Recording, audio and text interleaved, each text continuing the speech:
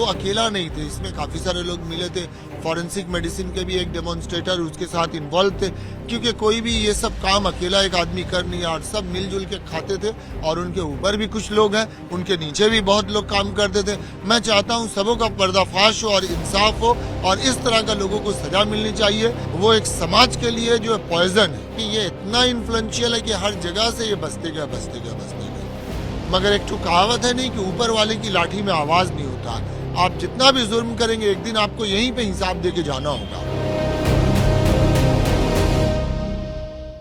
कोलकाता के RG Kar medical college and hospital के पूर्व प्रिंसिपल डॉक्टर संदीप घोष गिरफ्तार हो चुके हैं।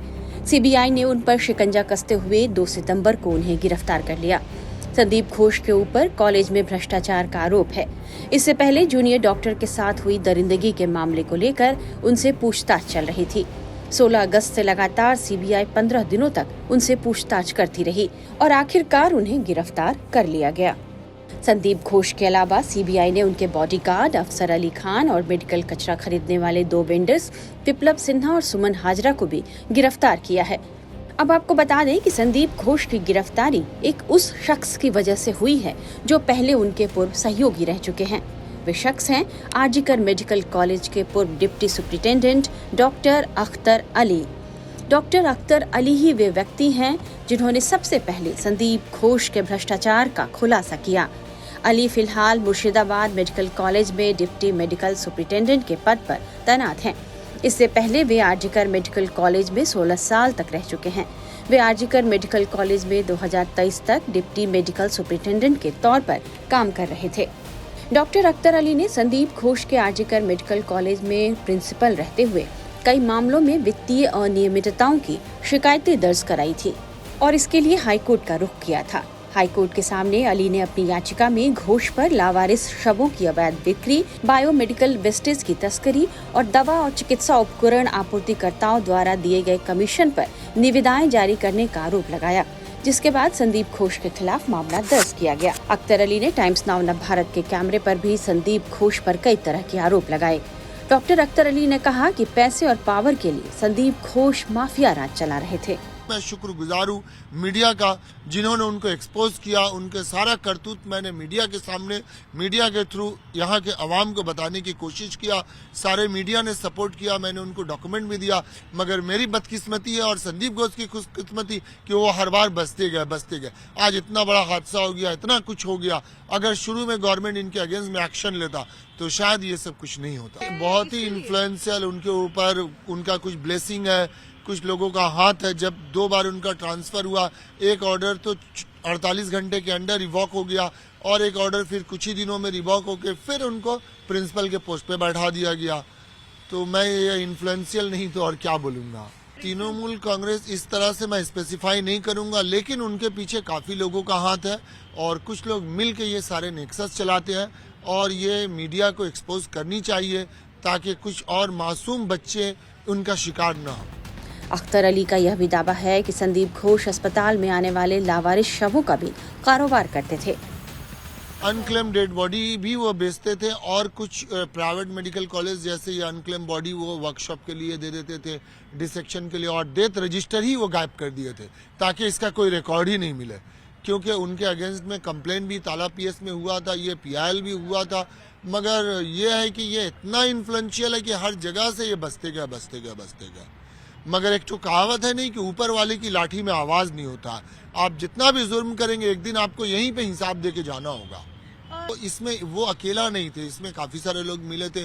फॉरेंसिक मेडिसिन के भी एक डेमोन्स्ट्रेटर उसके साथ इन्वॉल्व थे, क्योंकि कोई भी ये सब काम अकेला एक आदमी कर नहीं, और सब मिलजुल के खाते थे। और उनके ऊपर भी कुछ लोग हैं, उनके नीचे भी बहुत लोग काम करते थे। मैं चाहता हूँ सबों का पर्दाफाश हो और इंसाफ हो, और इस तरह का लोगों को सजा मिलनी चाहिए। उनको तो इमीडिएट सस्पेंड करके कस्टडी में लेके पूछताछ करनी चाहिए। वो एक समाज के लिए जो पॉइजन है। डॉक्टर अख्तर अली ने संदीप घोष पर यह आरोप भी लगाया कि वह बांग्लादेश में मेडिकल वेस्टेज और मेडिकल उपकरणों की तस्करी में भी लगे हुए थे। एक पांचू और रवि बोल के था, वो बांग्लादेशी सिटीजन, वो ये माल को खरीदता था और फिर इसको वो रिसाइकिल करता था। ये डॉक्टर संदीप घोष जैसे लोग करवाते थे पैसे की लालच में। ये तो इंसान है या क्या, मुझे पता नहीं, क्योंकि ये इंसान और इंसानियत दोनों के लिए खतरनाक है। कभी किसी को हेपेटाइटिस हो सकता है, HIV हो सकता है, कोई भी इन्फेक्शस डिजीज हो सकता है।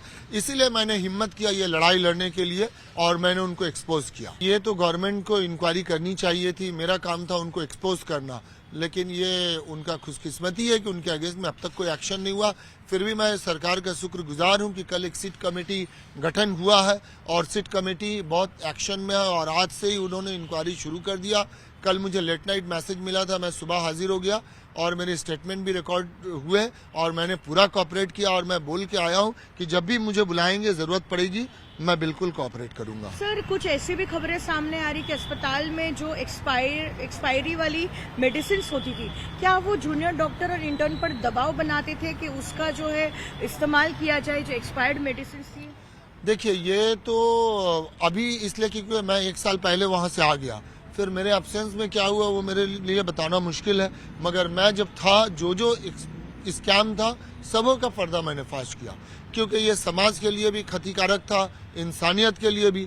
तो मुझसे जो बन पड़ा, मैंने अपने ऊपर बहुत अत्याचार सहा, मगर मैं उस अत्याचार को कभी किसी को नहीं बताया कि मुझे मारने की धमकी दिया गया, मेरे परिवार को टारगेट किया गया, मेरा सर्विस ब्रेक हो गया, मुझे पेंशन, ये सब शिकायत मैंने इसलिए नहीं किया कि मैं चाहता हूँ इंसाफ हो, लोगों को इंसाफ मिल जाए, मेरे लिए यही बहुत है।